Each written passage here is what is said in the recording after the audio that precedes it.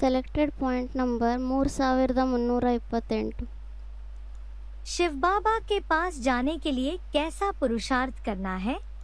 ಶಿವಬಾಬಾರವ್ರ ಹತ್ರ ಹೋಗ್ಲಿಕ್ಕೋಸ್ಕರ ಯಾವ ಥರ ಪುರುಷಾರ್ಥ ಮಾಡಬೇಕಾಗಿದೆ? शिव बाबा के नजदीक रहने वाले बच्चों की निशानियाँ। ಶಿವಬಾಬಾರವ್ರ ಹತ್ರ ಇರುವಂಥ ಮಕ್ಕಳ ಗುರುತುಗಳು. बाबा के नजदीक वाले बच्चे तो वो ही हैं जो बाप समान पुरुषार्थी है। ಬಾಬಾನ ಹತ್ರ ಇರುವಂಥ ಮಕ್ಕಳಂತೂ ಅವರೇ ಆಗಿದ್ದಾರೆ, ಯಾರು ತಂದೆ ಸಮಾನ ಪುರುಷಾರ್ಥಿಗಳಾಗಿದ್ದಾರೆ. और बाप समान सर्विसेबल है। ಮತ್ತೆ ತಂದೆ ಸಮಾನ ಸರ್ವಿಸೇಬಲ್ ಆಗಿದ್ದಾರೆ. सबसे ज्यादा प्रिय बच्चे कौन से हैं? ಎಲ್ಲದಕ್ಕಿಂತ ಜಾಸ್ತಿ ಪ್ರಿಯ ಮಕ್ಕಳು ಯಾರಾಗಿದ್ದಾರೆ? ज्ञानी तू आत्मा मुझे विशेष प्रिय है, जिनकी बुद्धि में ज्ञान ठहरा होगा ಜ್ಞಾನಿತು ಆತ್ಮ ನನಗೆ ವಿಶೇಷ ಪ್ರಿಯ ಆಗಿದ್ದಾರೆ. उनको ये अज्ञान की दुनिया तो अच्छी लगेगी नहीं। ಯಾರ ಬುದ್ಧಿಯಲ್ಲಿ ಜ್ಞಾನದ ಮಾತುಗಳು ಬುದ್ಧಿಯಲ್ಲಿ ಕೂತಿರುತ್ತೆ ಅವರಿಗೆ ಈ ಅಜ್ಞಾನದ ಪ್ರಪಂಚ ಚೆನ್ನಾಗಿ ಅನ್ಸೋದೇ ಇಲ್ಲ. तो वो तो ईश्वरीय सेवा में ही लगे रहेंगे। ಮತ್ತೆ ಅವರಂತೂ ಈಶ್ವರೀಯ ಸೇವೆಯಲ್ಲೇ ತೊಡಗಿರ್ತಾರೆ. ईश्वरीय सेवाधारी जो होंगे वो बाप को ज्यादा प्रिय होते हैं। बाप उन बच्चों को याद करता है। ಈಶ್ವರೀಯ ಸೇವಾದಾರಿ ಮಕ್ಕಳು ಯಾರಾಗಿರ್ತಾರೋ ಅವ್ರ ತಂದೆಗೆ ತುಂಬ ಪ್ರಿಯ ಆಗಿರ್ತಾರೆ. ತಂದೆ ಆ ಮಕ್ಕಳನ್ನ ನೆನ್ಪು ಮಾಡ್ತಾರೆ. जिन बच्चों को बाप याद करता है वो तो बाप के नजदीक ही होंगे ना। ಯಾವ ಮಕ್ಕಳಿಗೆ ತಂದೆ ನೆನ್ಪು ಮಾಡ್ತಾರೆ ಅವರಂತೂ ತಂದೆ ಹತ್ರನೇ ಇರ್ತಾರೆ ಅಲ್ವಾ.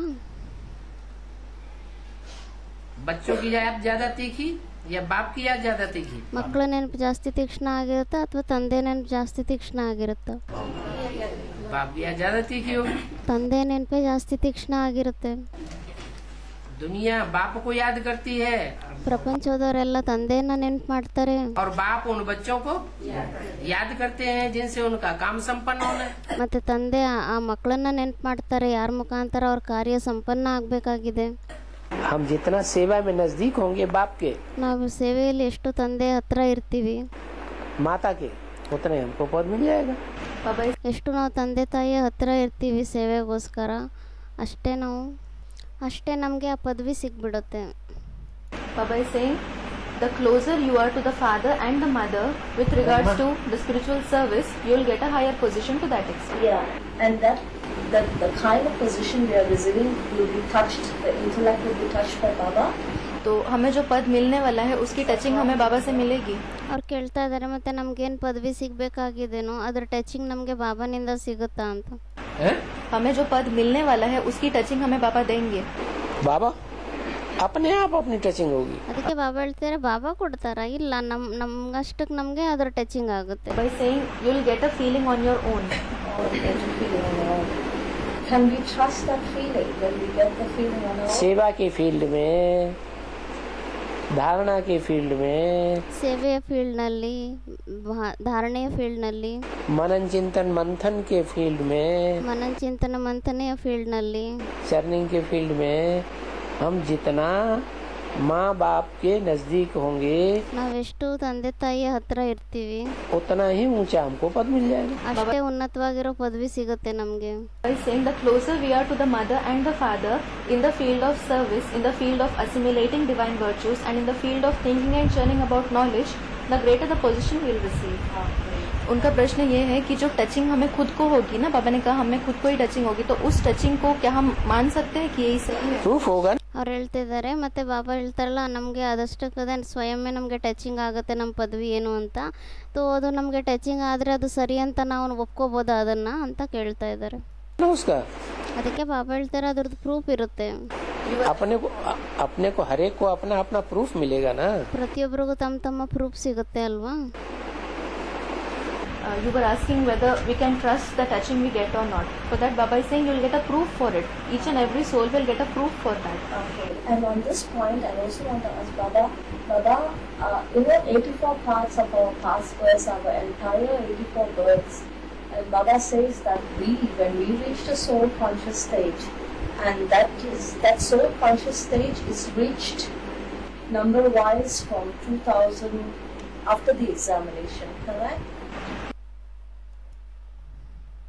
वरना हमें 84 जन्मों के पार्ट तब क्लियर होंगे जब हम पूरी तरह से आत्मिक स्थिति में स्थित हो जाएंगे. ಅಂದರೆ ನಮಗೆ ನಮ್ಮ 84 ಜನ್ಮದ ಪಾತ್ರದ ಬಗ್ಗೆ ಯಾವಾಗ ಗೊತ್ತಾಗುತ್ತೆ, ಕ್ಲಿಯರ್ ಆಗುತ್ತೆ, ಯಾವಾಗ ನಾವು ಪೂರ್ತಿ ಆತ್ಮಿಕ ಸ್ಥಿತಿಯಲ್ಲಿ ಸ್ಥಿತ ಆಗೋಗ್ತೀವಿ ಅಂತ. तो ये फिर 2018 के बाद नंबरवार होगा. ಮತ್ತು ಇದು 2018 ನಂತರ ನಂಬರ್ ವಾರಾಗ ಆಗುತ್ತಾ ಅಂತ ಕೇಳ್ತಾ ಇದ್ದಾರೆ ಅವರು. होता जाएगा होता जाएगा होता जाएगा, अंत तक होता है जैसे जैसे आत्माएं हमारे संपर्क में आती जाएंगी. ಅದಕ್ಕೆ ಬಾಬಾ ಹೇಳ್ತಾ ಇದ್ದಾರೆ, ಆಗ್ತಾ ಹೋಗುತ್ತೆ ಆಗ್ತಾ ಹೋಗುತ್ತೆ ಆಗ್ತಾ ಹೋಗುತ್ತೆ, ಯಾವ ಅಂತ್ಯದವರೆಗೂ ಆಗ್ತಾನೆ ಹೋಗುತ್ತೆ. ಯಾವ್ಯಾವ ರೀತಿ ಆತ್ಮಗಳು ನಮ್ಮ ಸಂಸರ್ಗ ಸಂಪರ್ಕದಲ್ಲಿ ಬರ್ತಾ ಹೋಗ್ತಾರೆ ಆ ರೀತಿ ಗೊತ್ತಾಗ್ತಾ ಹೋಗುತ್ತೆ. हमको अपने जन्मों का साक्षात्कार होता जाएगा. ಅಷ್ಟೇ ನಮಗೆ ನಮ್ಮ ಜನ್ಮಗಳ ಸಾಕ್ಷಾತ್ಕಾರ ಆಗ್ತಾ ಹೋಗುತ್ತೆ. Saying this process will continue till the end. As the souls come in our contact and connection, we'll come to know about our 84 births. We'll have our visions of that. Okay, till the end. Till the end. मना अंत तक. ಅಂದರೆ ಅಂತ್ಯದವರೆಗೂನಾ ಅಂತ ಅವ್ರು ಕೇಳ್ತಾ ಇದ್ದಾರೆ. ಅದಕ್ಕೆ ಬಾಬಾ ಹಾಂ ಅಂತ ಹೇಳ್ತಾರೆ. Yes. So even our Sapapradhan stage is going to go on until the end. The मना subconscious. हमारी जो सतोप्रधान अवस्था बननी है, जो आत्मिक स्थिति बननी है, वो भी ಅಂದರೆ ನಮ್ಮದು ಸತೋಪ್ರಧಾನ ಅವಸ್ಥೆ ಏನಾಗಬೇಕಾಗಿದೆ, ಆತ್ಮಿಕ ಸ್ಥಿತಿ ಏನಾಗಬೇಕಾಗಿದೆ, पूर्णता तक अंत तक पहुंचेगी. मना ಅದು ಅಂತ್ಯದವರೆಗೂ ತಲುಪುತ್ತಾ ಅಂತ ಕೇಳ್ತಾ ಇದ್ದಾರೆ. तक वो तो पहले ही पहुंचेगी. ಅದಕ್ಕೆ ಬಾಬಾ ಹೇಳ್ತಿದ್ದಾರೆ, ಅದಂತೂ ಮೊದಲೇ ತಲುಪ್ತಾರೆ. आत्मिक स्टेज में रहने वाला जो आत्मिक स्टेज में सदैव रहेगा, ಯಾರು ಆತ್ಮಿಕ ಸ್ಥಿತಿಯಲ್ಲಿ ಸದಾಕಾಲ ಇರುವಂಥವ್ರಾಗಿರ್ತಾರೆ, वो ये इच्छा तो जरूर करेगा ಅವರು ಈ ಇಷ್ಟ ಅಂತೂ ಖಂಡಿತವಾಗಿ ಪಡ್ತಾರೆ, कि हम वो दुख और सुख की अनुभूति से परे हो जाए. ನಾವು ದುಃಖ ಮತ್ತು ಸುಖದ ಅನುಭೂತಿಯಿಂದ ಪರೆ ಆಗ್ಬಿಡಬೇಕು ಅಂತ. माने बाप समान हमारी स्टेज हो जाए ಅಂದರೆ ತಂದೆ ಸಮಾನ ನಮ್ಮ ಸ್ಟೇಜ್ ಆಗಿ ಹೋಗ್ಬಿಡ್ಲಿ, और बनी रहे. ಮತ್ತು ಅದು ಯಾವಾಗಲೂ ಅದೇ ಥರ ಇರಲಿ. बाप समान स्टेज माने निराकारी, निर्विकारी और निरहंकारी. ತಂದೆ ಸಮಾನ ಸ್ಟೇಜ್ ಅಂದರೆ ನಿರಾಕಾರಿ, ನಿರ್ವಿಕಾರಿ ಮತ್ತು ನಿರಹಂಕಾರಿ. तो हम बाप के नजदीक पहुंच जाएंगे. ಅವಾಗ ಮತ್ತೆ ನಾವು ತಂದೆ ಹತ್ರ ತಲುಪಿಬಿಡ್ತೀವಿ.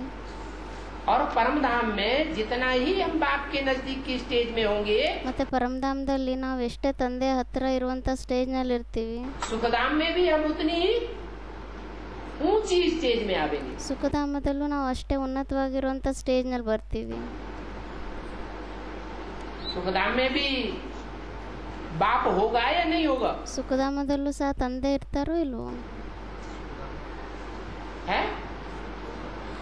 अरे शिव बाबा होगा कि नहीं होगा? ಅದಕ್ಕೆ ಬಾಬಾ ಹೇಳ್ತಿದ್ದಾರೆ, ಅರೆ ಶಿವಬಾಬಾ ಇರ್ತಾರಾ ಇಲ್ವೋ? ಅಲ್ಲಿ होगा. ಇರ್ತಾರೆ. तो वहाँ नजदीक रहना है या दूर रहना है? ಮತ್ತೆ ಅಲ್ಲಿ ಹತ್ರ ಇರಬೇಕಾಗಿದೆನಾ ದೂರ ಇರಬೇಕಾಗಿದೆನಾ? कहाँ रहना है? ಕೇಳ್ತಾ ಇದ್ದಾರೆ ಬಾಬಾ, ಎಲ್ಲಿರಬೇಕಾಗಿದೆ? नजदीक ही रहना. ಹತ್ರನೇ ಇರಬೇಕಾಗಿದೆ. कोई भी पढ़ाई है, ಯಾವುದೇ ವಿದ್ಯಾಭ್ಯಾಸ ಆಗಿದೆ, वो पढ़ाई का अहम ऑब्जेक्ट जरूर चाहिए. ಆ ವಿದ್ಯಾಭ್ಯಾಸದ ಏಮ್ ಆಬ್ಜೆಕ್ಟ್ ಖಂಡಿತವಾಗಿ ಬೇಕಾಗಿದೆ. जैसे वकालत की पढ़ाई है, ಯಾವ ಥರ ವಕೀಲರಾಗುವಂಥ ವಿದ್ಯಾಭ್ಯಾಸ ಇದೆ, तो ऊंचे से ऊंचा अहम ऑब्जेक्ट है कि हम सुप्रीम कोर्ट के चीफ जस्टिस बन जाए. ಮತ್ತು ಅದರಲ್ಲಿ ಉನ್ನತವಾಗಿರುವಂಥ ಏಮ್ ಆಬ್ಜೆಕ್ಟ್ ಏನಾಗಿದೆ, ನಾವು ಸುಪ್ರೀಂ ಕೋರ್ಟಿನ ಜಸ್ಟಿಸ್ ಆಗಬೇಕು ಅಂತ. ऐसा लक्ष्य लेकर के कोई चलता होगा या नहीं चलता होगा? ಮತ್ತು ಯಾರಾದರೂ ಆ ಥರ ಲಕ್ಷ್ಯವನ್ನು ಇಟ್ಕೊಂಡು ಓದ್ತಾರೋ ಇಲ್ವೋ, ನಡೀತಾರೋ ಇಲ್ವೋ? चलता होगा. ನಡಿಬೋದಾಗಿದೆ, ನಡೀತಾ ಇರ್ತಾರೆ. ये दी बेस्ट लक्ष्य है. ಇದು ದಿ ಬೆಸ್ಟ್ ಲಕ್ಷ್ಯ ಆಗಿದೆ. ऐसे ही इस ईश्वरीय पढ़ाई का भी लक्ष्य है. ಅದೇ ಥರ ಈ ಈಶ್ವರೀಯ ವಿದ್ಯಾಭ್ಯಾಸದ್ದು ಸಹ ಲಕ್ಷ್ಯ ಆಗಿದೆ. क्या? जो हमको लगातार पुरुषार्थ में आगे बढ़ाता है. ಅಂದರೆ ಇದು ಕಂಟಿನ್ಯೂ ಆಗಿ ನಮಗೆ ಪುರುಷಾರ್ಥದಲ್ಲಿ ಮುಂದುವರಿಸ್ತಾ ಇರುತ್ತೆ. लक्ष्यहीन आत्मा ಲಕ್ಷ್ಯಹೀನ ಆಗಿರುವಂಥ ಆತ್ಮಗಳಾಗಿದ್ರೆ जैसा लक्ष्य वैसे लक्षण हो जाते हैं. ಯಾವ ಥರ ಲಕ್ಷ್ಯ ಇರುತ್ತೋ ಅದೇ ಥರ ಲಕ್ಷಣ ಆಗೋಗುತ್ತೆ. लक्ष्यहीन है तो लक्षण भी लक्ष्यहीन हो जाए, लक्षणहीन हो जाएंगे. ಲಕ್ಷ್ಯಹೀನರಾಗಿದ್ರೆ ಮತ್ತೆ ನಮ್ಮ ಲಕ್ಷಣಗಳು ಸಹ ಲಕ್ಷ್ಯಹೀನನೇ ಆಗಿರುತ್ತೆ. जो जिस धर्म का बीज होगा ಯಾರು ಯಾವ ಧರ್ಮದ ಬೀಜಗಳಾಗಿರ್ತಾರೆ वो उसी को फॉलो करेगा. ಅವರು ಅವರನ್ನೇ ಫಾಲೋ ಮಾಡ್ತಾರೆ. आखिरीन जब फाइनल परीक्षा होगी ಕೊನೆಯಲ್ಲಿ ಯಾವಾಗ ಫೈನಲ್ ಪರೀಕ್ಷೆ ಆಗುತ್ತೆ तो नंबरवार की लिस्ट में आ जाएंगे. ಆವಾಗ ನಂಬರ್ ವಾರ್ನ ಲಿಸ್ಟ್ನಲ್ಲಿ ಬಂದ್ಬಿಡ್ತಾರೆ.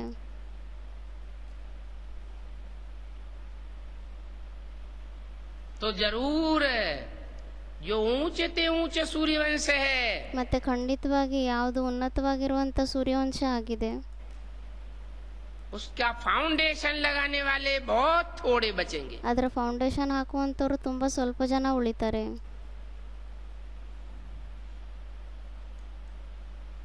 जो बचेंगे ಮತ್ತೆ ಯಾರು ಉಳಿತಾರೆ वो ऊंचे ते ऊंचे पद पावेंगे। ಅವರು ಶ್ರೇಷ್ಠಕ್ಕಿಂತ ಶ್ರೇಷ್ಠ ಪದವಿಯನ್ನು ಪಡಿತಾರೆ.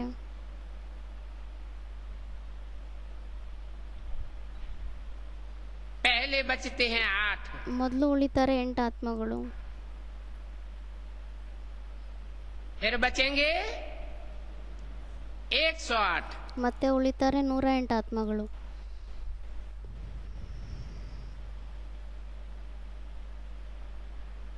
वो हैं राजाएं ಅವರಾಗಿದ್ದಾರೆ ರಾಜರು, जिन्होंने राजयोग की पूरी पढ़ाई पढ़ी, ಅವರು ರಾಜಯೋಗದ ಪೂರ್ತಿ ವಿದ್ಯಾಭ್ಯಾಸವನ್ನು ಓದಿದ್ದಾರೆ. उनमें भी नंबरवार ಅವರಲ್ಲೂ ಸಹ ನಂಬರ್ ವಾರಾಗಿದೆ.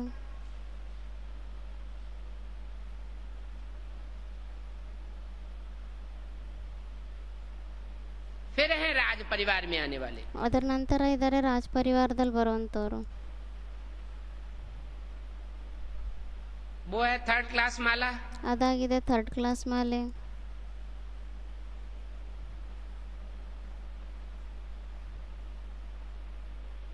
सेकंड क्लास कहो, 2nd ಕ್ಲಾಸ್ ಅಂತ ಹೇಳಿ. फर्स्ट क्लास है 108, ಫಸ್ಟ್ ಕ್ಲಾಸ್ ಆಗಿದ್ದಾರೆ 108. 8 तो पास विधानर है, 8 ಆತ್ಮಗಳಂತೂ ಪಾಸ್ವಿತಾನರಾಗಿದ್ದಾರೆ.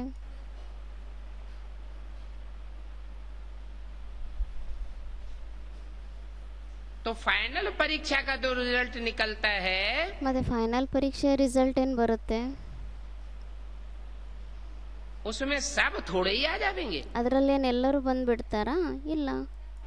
तुम बच्चों को सोचना है कि तुम किस डायनेस्टी में जाएंगे, कौन ನಿಮ್ಮ ಮಕ್ಕಳಿಗೆ ಯೋಚನೆ ಮಾಡಬೇಕಾಗಿದೆ, ನಾವು ಯಾವ ಡೈನಾಸ್ಟಿಯಲ್ಲಿ ಹೋಗ್ತೀವಿ, सी राजाई में जाएंगे, ನಾವು ಯಾವ ರಾಜಾಯಿಯಲ್ಲಿ ಹೋಗ್ತೀವಿ, तुम्हारी ड्रेस क्या होगी ನಿಮ್ಮ ಡ್ರೆಸ್ ಏನಾಗಿರುತ್ತೆ सो भी तुम जान जाएंगे। ಅದನ್ನು ಸಹ ನೀವು ತಿಳ್ಕೊಂಡ್ಬಿಡ್ತೀರಾ.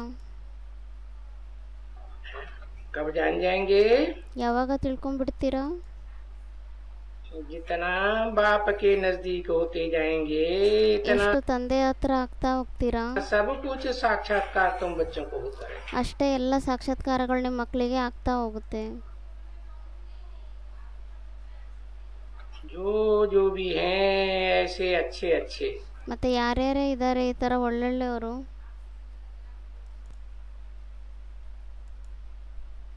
कैसे अच्छे अच्छे हैं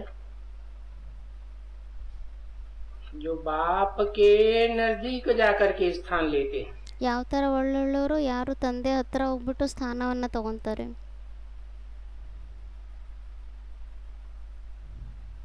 ऐसे अच्छे अच्छे जो भी हैं ಈ ಥರ ಒಳ್ಳೊಳ್ಳೆಯವರು ಯಾರೇ ಇದ್ದಾರೆ तो वो ही काम के होंगे। ಅವರೇ ಕೆಲ್ಸಕ್ಕೆ ಬರುವಂಥವ್ರಾಗಿದ್ದಾರೆ.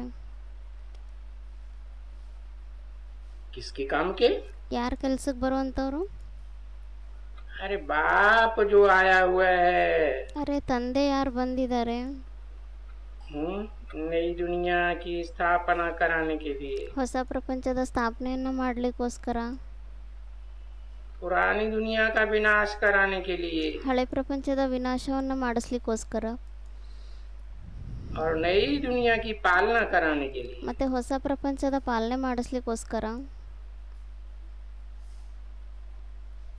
तो भी इन तीनों कामों में काम के होंगे। ಮತ್ತೆ ಯಾರೇ ಈ 3 ಕೆಲಸದಲ್ಲಿ ಕೆಲ್ಸಕ್ಕೆ ಬರುವಂಥವ್ರಾಗಿರ್ತಾರೆ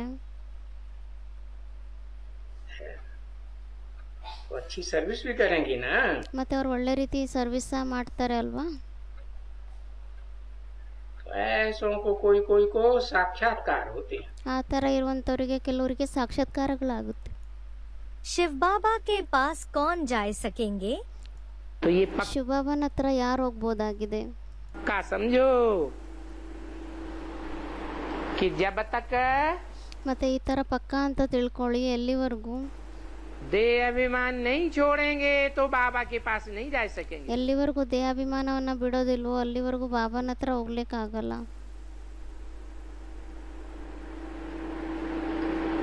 बल कहते हैं एक ही ट्रेन चलेगी, ಬಲೆ ಹೇಳ್ತಾರೆ ಒಂದೇ ಟ್ರೈನ್ ನಡೆಯುತ್ತೆ ಅಂತ. बैठे बैठे पुरानी जूती पुरानी दुनिया को छोड़ देंगे। ಕೂತ್ ಕೂತಲ್ಲೇ ಹಳೆ ಚಪ್ಪಲಿ ಹಳೆ ಪ್ರಪಂಚವನ್ನ ಬಿಟ್ಬಿಡ್ತೀರಾ. अभी तो कोई छोड़ने के लिए तैयार नहीं होते। ಇವಾಗಂತೂ ಯಾರು ಬಿಡ್ಲಿಕ್ಕೋಸ್ಕರ ತಯಾರೇ ಆಗಲ್ಲ.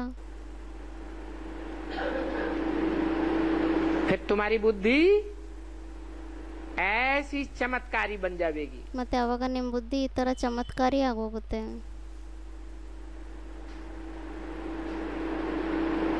परंतु ऐसा होगा तब ಆದರೆ ಆ ಥರ ಅವಾಗೇ ಆಗುತ್ತೆ जब ऐसी अवस्था को जमाते रहेंगे। ಯಾವಾಗ ಈ ಥರ ಅವಸ್ಥೆಯನ್ನ ನಾವು ತಯಾರು ಮಾಡ್ಕೊತ ಹೋಗ್ತೀವಿ. बाबा बार बार समझाते हैं, ಬಾಬಾ ಪದೇ ಪದೇ ತಿಳಿಸ್ತಾರೆ. आत्माभिमानी बनने के लिए। ಆತ್ಮಾಭಿಮಾನಿಗಳಾಗ್ಲಿಕ್ಕೋಸ್ಕರ.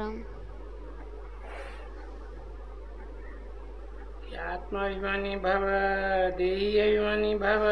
ಆತ್ಮಾಭಿಮಾನಿ ಭವ ದೇಹಿ ಅಭಿಮಾನಿ ಭವ. क्योंकि जहाँ जाना है ಯಾಕೆಂದ್ರೆ ಎಲ್ಲಿ ಹೋಗ್ಬೇಕಾಗಿದೆ वहाँ किस स्टेज में जाना है। ಮತ್ತೆ ಅಲ್ಲಿ ಯಾವ ಸ್ಟೇಜ್ನಲ್ಲಿ ಹೋಗ್ಬೇಕಾಗಿದೆ. जाना है आत्मलोक में, ಹೋಗ್ಬೇಕಾಗಿದೆ ಆತ್ಮಲೋಕದಲ್ಲಿ. तो आत्माभिमानी बनना पड़ेगा। ಮತ್ತೆ ಆತ್ಮಾಭಿಮಾನಿಗಳಾಗಬೇಕಾಗಿದೆ.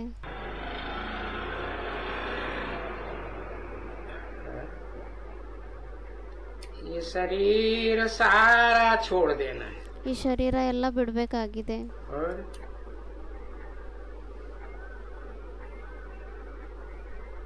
है ना सुसाइड कर लेना है। ಅದಕ್ಕೆ ಬಾಬಾ ಹೇಳ್ತಿದ್ದಾರೆ ಶರೀರ ಬಿಡಬೇಕಾಗಿದೆ ಅಂದ್ರೆ ಏನು ಸೂಸೈಡ್ ಮಾಡ್ಕೋಬೇಕಾಗಿದೆನಾ? नहीं, ಇಲ್ಲ.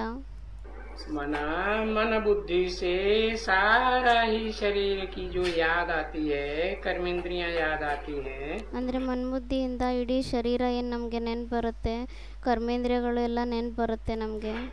कर्मेंद्रियों से जो सुख लिया है वो याद आता है, वो कुछ भी याद ना आए। ಕರ್ಮೇಂದ್ರಿಯಗಳಿಂದ ನಾವೇನೇ ಸುಖವನ್ನು ತಗೊಂಡಿದ್ದೀವಿ ಅದು ನೆನ್ಪು ಬರುತ್ತೆ.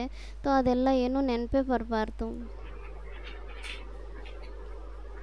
जब ऐसे आत्माभिमानी बनेंगे तो मेरे पास आना होगा। ಯಾವಾಗ ನೀವು ಆ ಥರ ಆತ್ಮಾಭಿಮಾನಿಗಳಾಗ್ತೀರಾ ಆವಾಗ ನನ್ನ ಹತ್ರ ಬರ್ಬೋದಾಗಿದೆ.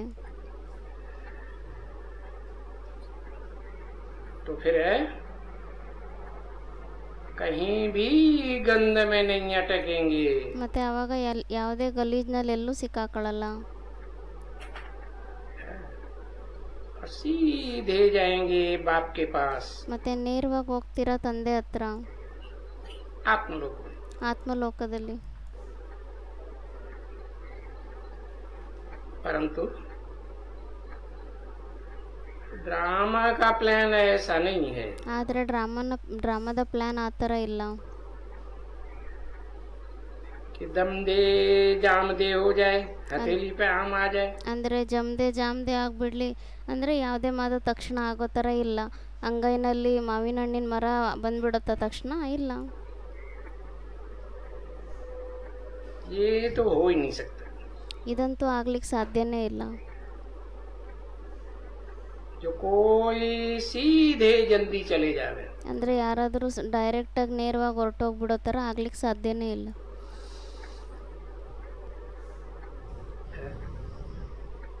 सीधे चले जावे तो फिर युद्ध काहेका।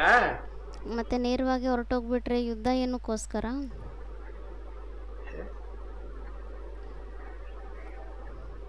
तो युद्ध जो मूल है वो ये है।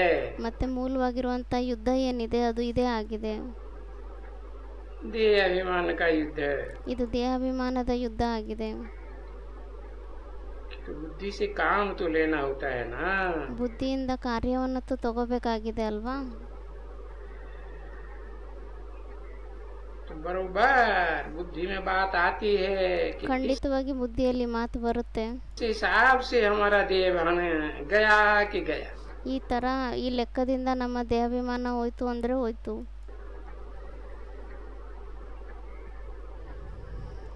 बाकी कोई का पिछाड़ी में जाएगा, कोई का गाड़ी में जाएगा। ಮತ್ತು ಕೆಲವ್ರದ್ದು ಮುಂದೆ ಹೋಗುತ್ತೆ, ಕೆಲವ್ರದ್ದು ಹಿಂದೆ ಹೋಗುತ್ತೆ. अब ये देह भान छोड़ने की है बड़ी मेहनत। ಇವಾಗ ಈ ದೇಹಾಭಿಮಾನ ಬಿಡೋದಂತೂ ತುಂಬ ಶ್ರಮ ಆಗಿದೆ. और ये सारी मेहनत बुद्धि की है। ಮತ್ತು ಇದೆಲ್ಲ ಶ್ರಮ ಪಡೋದು ಬುದ್ಧಿದೇ ಆಗಿದೆ. अपनी आत्मा में ये समझना है अच्छी तरह से। ನಮ್ಮ ಆತ್ಮನಲ್ಲಿ ಇದನ್ನು ಒಳ್ಳೆ ರೀತಿಯಿಂದ ತಿಳ್ಕೋಬೇಕಾಗಿದೆ. कि मेहनत क्यों लगती है, ಇದರಲ್ಲಿ ಕಷ್ಟ ಯಾಕೆ ಅನುಭವ ಆಗುತ್ತೆ? हैं? ये जो विजय माला का दाना है ना, ಇದೇನು ವಿಜಯಮಾಲೆ ದಾನೆ ಆಗಿದೆ ಅಲ್ವಾ, ಮಣಿಗಳು. ऊंचे से ऊंचे दाना 8 दाना, ಶ್ರೇಷ್ಠಕ್ಕಿಂತ ಶ್ರೇಷ್ಠ ಮಣಿಗಳು 8 ಆತ್ಮಗಳು. तो वो हम बन सकेंगे ಮತ್ತೆ ನಾವು ಆ ಥರ ಆಗ್ಬೋದಾಗಿದೆನಾ? जैसा हमारा पुरुषार्थ चल रहा है, ಯಾವ ಥರ ನಮ್ಮ ಪುರುಷಾರ್ಥ ನಡೀತಾ ಇದೆ, जैसी रफ्तार हम पकड़ रहे हैं, ಯಾವ ಥರ ಸ್ಪೀಡ್ ಗತಿಯನ್ನು ನಾವು ಇಟ್ಕೊತಾ ಇದ್ದೀವಿ. अच्छा तो फिर इसके लिए थोड़ा चाहिए एकांत का समय ಮತ್ತು ಇದಕ್ಕೋಸ್ಕರ ಸ್ವಲ್ಪ ಬೇಕಾಗಿದೆ ಏಕಾಂತದ ಸಮಯ. है, जहाँ शांत एकांत हो। ಎಲ್ಲಿ ಪೂರ್ತಿ ಶಾಂತಿ ಆಗಿರಲಿ, ಏಕಾಂತ ಆಗಿರಲಿ. ये दुनिया का घमासान न हो। ಎಲ್ಲಿ ಪ್ರಪಂಚದ ಗಲಾಟೆನೇ ಇರಬಾರ್ದು. तो हम विचार कर सके ಮತ್ತು ನಾವು ವಿಚಾರ ಮಾಡ್ಬೋದಾಗಿದೆ. कि बाबा जो कहते हैं वो तो राइट बात है। ಅಂದರೆ ಬಾಬಾ ಏನು ಹೇಳ್ತಾರೆ ಅದಂತೂ ರೈಟ್ ಮಾತಾಗಿದೆ. तो इन बातों को अच्छी तरह से बच्चों को, ಮತ್ತು ಈ ಮಾತನ್ನು ಒಳ್ಳೆ ರೀತಿಯಿಂದ ಮಕ್ಕಳಿಗೆ, अगर बच्चे समझते हैं कि हम ऊंचा पद पाए जाए, ಒಂದು ವೇಳೆ ಮಕ್ಕಳು ತಿಳ್ಕೊತಾರೆ ನಾವು ಉನ್ನತವಾಗಿರೋ ಪದವಿಯನ್ನು ಪಡಿಬೇಕು ಅಂತ ಅಂದರೆ, तो फिर इन बातों के ऊपर बहुत मेहनत चाहिए। ಮತ್ತು ಈ ಮಾತುಗಳ ಮೇಲೆ ತುಂಬ ಶ್ರಮ ಪಡಬೇಕಾಗಿದೆ. देह अभिमानियों का संग करेंगे तो देह अभिमान आएगा ना।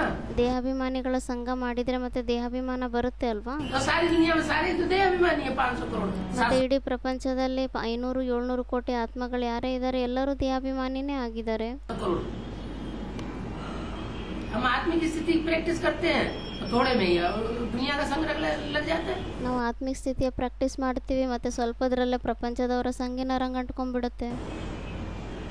तो ऐसा संगठन चाहिए ಮತ್ತೆ ಅದಕ್ಕೋಸ್ಕರ ಆ ಥರ ಸಂಘಟನೆ ಬೇಕಾಗಿದೆ. जहाँ सब आत्मिक स्थिति वाले, ಎಲ್ಲರೂ ಅಲ್ಲಿ ಆತ್ಮಿಕ ಸ್ಥಿತಿಯಲ್ಲಿ ಇರುವಂಥವರೇ ಆಗಿರಬೇಕು. बाप के साथ रहने वाले। ತಂದೆ ಜೊತೆಯಲ್ಲಿ ಇರುವಂಥವ್ರು ಆಗಿರಬೇಕು. ये दुनिया नहीं चाहिए। ಈ ಪ್ರಪಂಚ ಬೇಕಾಗಿಲ್ಲ.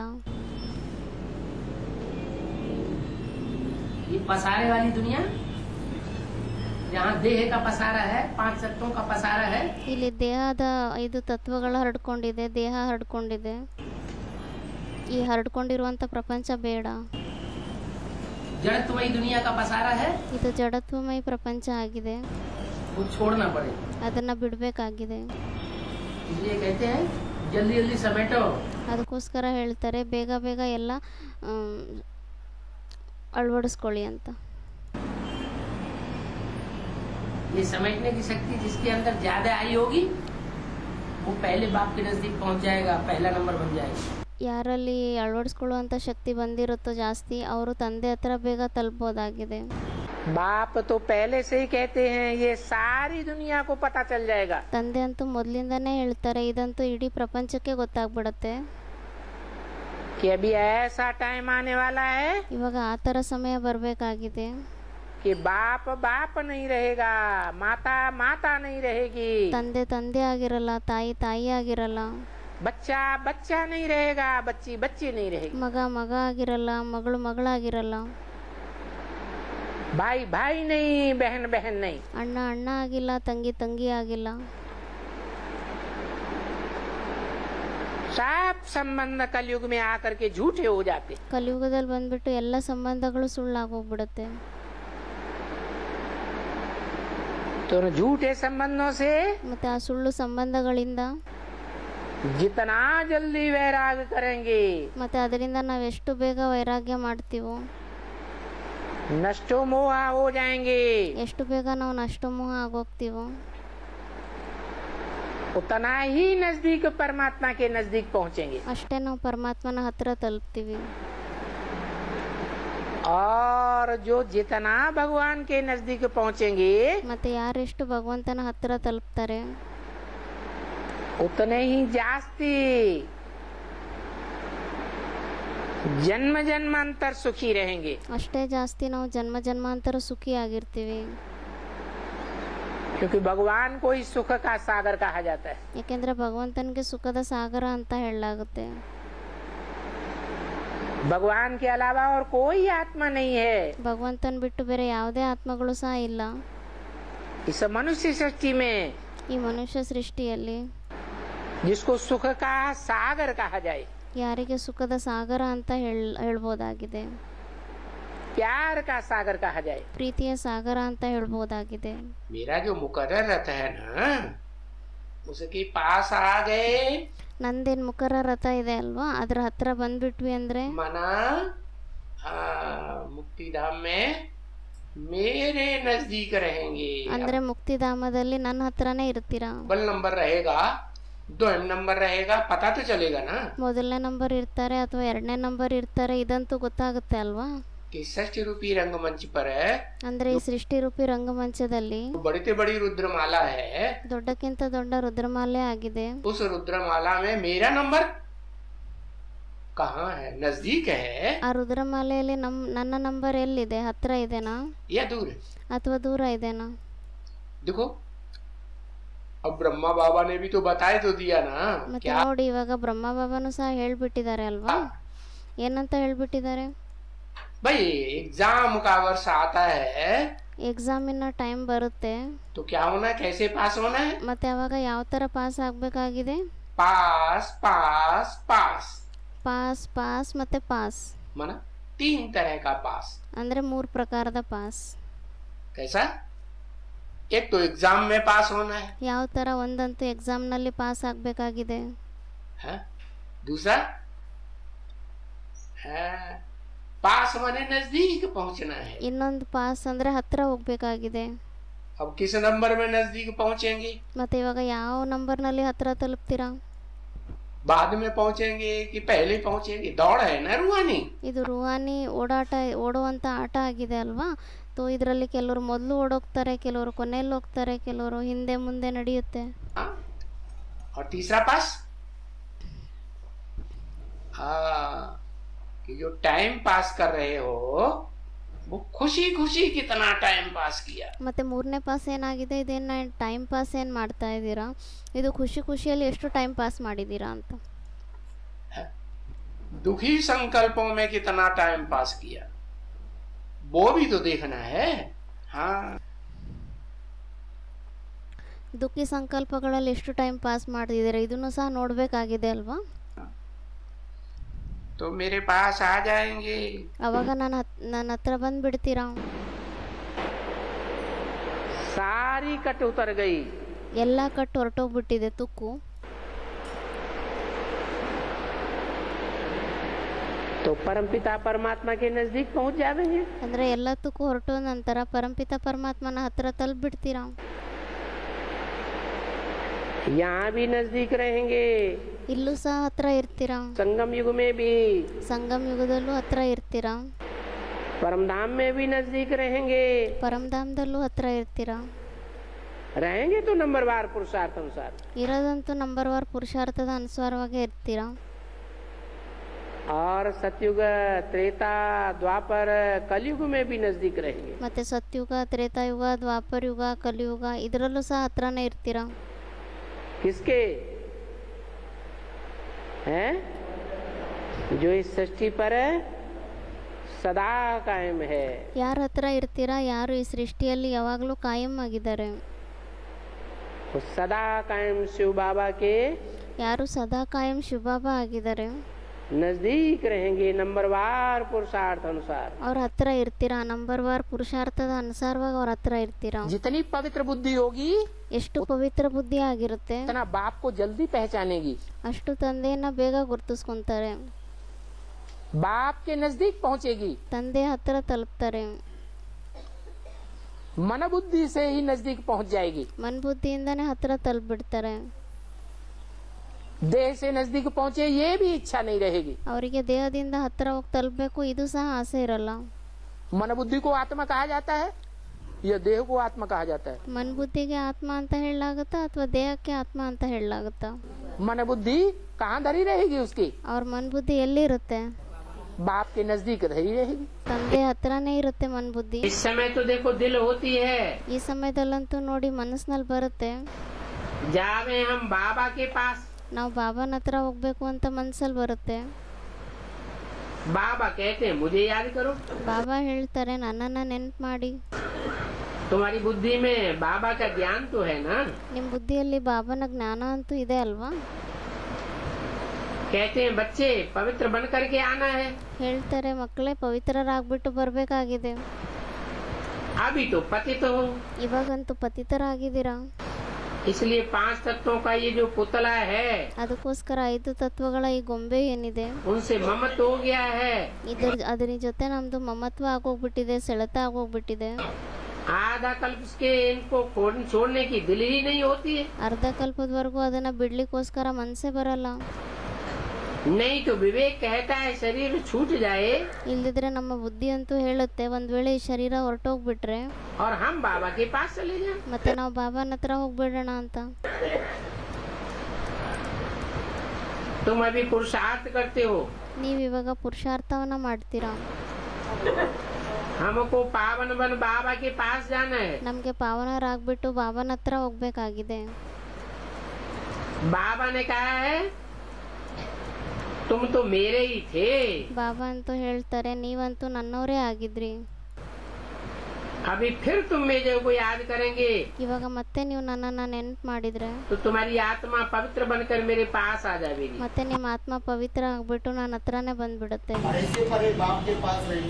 हाँ, युक्ति क्या है? ಅಂದ್ರೆ ಬಾಬಾ ಯಾರೋ ಕೇಳ್ತಾ ಇದ್ದಾರೆ ಬಾಬಾನ ಹತ್ರ ಇರುವಂತ ಯುಕ್ತಿ ಏನಾಗಿದೆ ಅಂತ. परे से परे बाप को पहचानना।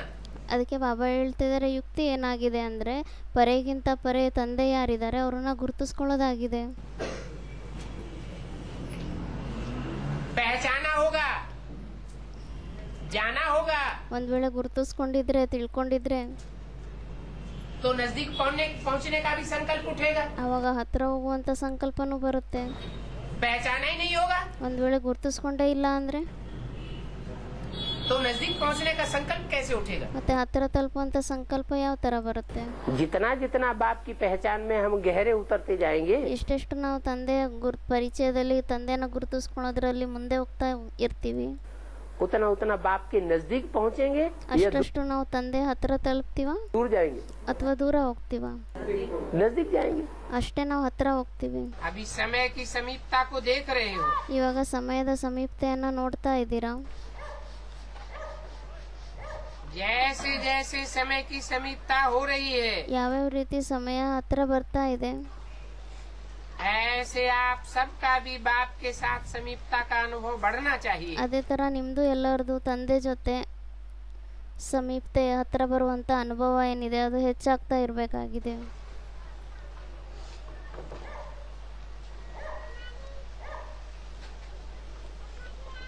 अनुभव कब बढ़ेगा? ಮತ್ತೆ ಅದು ಯಾವಾಗ ಜಾಸ್ತಿ ಆಗುತ್ತೆ?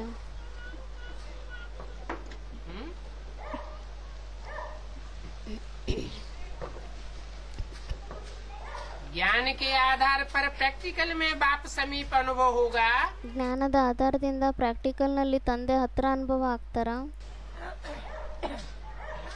तभी तो बढ़ेगा ना। ಅವಾಗೆ ಜಾಸ್ತಿ ಆಗುತ್ತೆ ಅಲ್ವಾ? पद एक जैसे होंगे, ಪದವಿ ಎಲ್ಲರದು ಒಂದೇ ತರ ಇರುತ್ತಾ? कुर्सियाँ एक जैसी होंगी, ಚೇರ್ಗಳೆಲ್ಲ ಒಂದೇ ತರ ಇರುತ್ತಾ? ये नंबरवार होंगी। ಅಥವಾ ನಂಬರ್ವಾರ್ ಆಗಿರುತ್ತಾ? तो नंबरवार बनाने के लिए ही ಮತ್ತೆ ನಂಬರ್ವಾರ್ ಅನ್ನಾಗಿ ಮಾಡ್ಲಿಕ್ಕೋಸ್ಕರನೇ ये अनिश्चय बुद्धि होने का ड्रामा में नूद है। ಇದು ಅನಿಶ್ಚಯ ಬುದ್ಧಿ ಆಗುವಂಥದ್ದು ಡ್ರಾಮಾದಲ್ಲಿ ಫಿಕ್ಸ್ ಆಗಿದೆ. कोई पहले अनिश्चय बुद्धि हो जाते हैं, ಕೆಲವರು ಮೊದಲೇ ಅನಿಶ್ಚಯ ಬುದ್ಧಿ ಆಗೋಗ್ತಾರೆ, कोई बाद में अनिश्चय बुद्धि बनेंगे। ಕೆಲವರು ಆಮೇಲೆ ಅನಿಶ್ಚಯ ಬುದ್ಧಿ ಆಗ್ತಾರೆ. जो जितना बाद में अनिश्चय बुद्धि बनेंगे ಯಾರೆಷ್ಟು ಲಾಸ್ಟ್ನಲ್ಲಿ ಅನಿಶ್ಚಯ ಬುದ್ಧಿ ಆಗ್ತಾರೆ उतना ही पहले बाप के नजदीक फिर से आ जाएंगे। ಅಷ್ಟೇ ತಂದೆ ಹತ್ರ ಮೊದಲು ಬೇಗ ಬಂದ್ಬಿಡ್ತಾರೆ. ऐसे पद बन जाते हैं नंबरवार। तो ಆ ಥರ ಪದವಿ ಆಗೋಗ್ಬಿಡುತ್ತೆ ನಂಬರ್ವಾರ್ ಆಗಿ. यज्ञ करने से, यज्ञ सेवा करने से ಯಜ್ಞ ಮಾಡೋದ್ರಿಂದ, ಯಜ್ಞ ಸೇವೆ ಮಾಡೋದ್ರಿಂದ क्या होता है? बरसात होती है ज्ञान की। ಏನಾಗುತ್ತೆ? ಜ್ಞಾನದ ಮಳೆ ಸುರಿಯುತ್ತೆ. पर्जन्यात अन्न संभव। ಪರ್ಜನ್ಯ ತನ್ನ ಸಂಭವ. क्या? ज्ञान की बरसात जितनी होगी, सूक्ष्म स्टेज में जितना टिकेंगे, ಮತ್ತೆ ಎಷ್ಟು ನಾವು ಜ್ಞಾನದ ಮಳೆ ನಮ್ಮಲ್ಲಿ ಸುರಿಯುತ್ತೆ, ಮತ್ತೆ ಎಷ್ಟು ನಾವು ಸೂಕ್ಷ್ಮ ಸ್ಟೇಜ್ನಲ್ಲಿ ಸ್ಥಿತರಾಗ್ತೀವಿ, सूक्ष्म वतनवासी जितना बनेंगे, ಎಷ್ಟು ನಾವು ಸೂಕ್ಷ್ಮ ವತನವಾಸಿಗಳಾಗ್ತೀವಿ, तो परमधाम के नजदीक पहुंचेंगे या दूर रहेंगे? ಮತ್ತೆ ಅಷ್ಟೇ ನಾವು ಪರಮಧಾಮದಲ್ಲಿ ಹತ್ರ ತಲುಪ್ತೀವೋ ಅಥವಾ ದೂರ ಇರ್ತೀವ? हैं? नजदीक पहुंचेंगे ಅಷ್ಟೇ ನಾವು ಹತ್ರ ತಲುಪ್ತೀವಿ.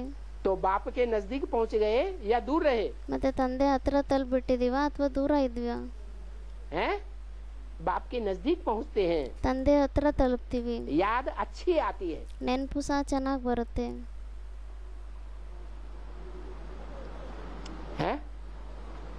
जो व्यक्ति जीवन में भी ಯಾವ ವ್ಯಕ್ತಿ ಜೀವನದಲ್ಲೂ ಸಹ ज्यादा नजदीक रहता है, उसकी याद आती है, ಜೀವನದಲ್ಲಿ ಯಾರು ಜಾಸ್ತಿ ಹತ್ರ ಇರ್ತಾರೋ ಅವ್ರ ನೆನಪು ಜಾಸ್ತಿ ಬರುತ್ತಾ? या जो दूर चला जाता है, कभी मिलने वाला ही नहीं, ಅಥವಾ ಯಾರು ದೂರ ಹೊರಟೋಗ್ಬಿಡ್ತಾರೆ, ಯಾವತ್ತೂ ಸಿಗುವಂತವ್ರೇ ಆಗಿಲ್ಲ, याद आती है? ಅವ್ರ ನೆನಪು ಜಾಸ್ತಿ ಬರುತ್ತಾ? है? नजदीक रहता है तो याद आती है। ಯಾರು ಹತ್ರ ಇರ್ತಾರೋ ಅವ್ರ ನೆನಪೇ ಜಾಸ್ತಿ ಬರುತ್ತೆ. जितना याद करेंगे उतना विकर्म विनाश होंगे। ಎಷ್ಟು ನೆನಪು ಮಾಡ್ತಿರೋ ಅಷ್ಟೇ ವಿಕರ್ಮ ವಿನಾಶಗಳಾಗುತ್ತೆ. और ये भी जानते हो कि हम बच्चे नजदीक आते जाते हैं, ಮತ್ತೆ ಇದನ್ನು ಸಹ ತಿಳ್ಕೊಂತೀರಾ ನೀವು, ನಾವು ಮಕ್ಕಳು ಹತ್ರ ಬರ್ತಾ ಹೋಗ್ತೀವಿ. आखिरी जब याद पूरी हो जाएगी ಕೊನೆಯಲ್ಲಿ ಯಾವಾಗ ನೆನಪು ನಮ್ದು ಪೂರ್ತಿ ಆಗೋಗ್ಬಿಡುತ್ತೆ, तो फिर हम बाबा के पास चले जाएंगे। ಅವಾಗ ಮತ್ತೆ ನಾವು ಬಾಬಾನ ಹತ್ರ ಹೋಗ್ಬಿಡ್ತೀವಿ. उमंग उत्साह में हम जास्ती आवेंगे ಉಮಂಗ್ ಉತ್ಸಾಹದಲ್ಲಿ ನಾವು ಜಾಸ್ತಿ ಬಂದ್ರೆ तो बाप के नजदीक पहुंचेंगे। ಅವಾಗ ನಾವು ತಂದೆ ಹತ್ರ ಬೇಗ ತಲುಪ್ತೀವಿ. उमंग उत्साह नहीं आवेगा ಒಂದ್ ವೇಳೆ ನಮ್ಮಲ್ಲಿ ಉಮಂಗ್ ಉತ್ಸಾಹನೇ ಬರ್ಲಿಲ್ಲ ಅಂದ್ರೆ तो नजदीक नहीं रहेंगे। ಮತ್ತೆ ನಾವು ಹತ್ರ ಇರೋದೇ ಇಲ್ಲ.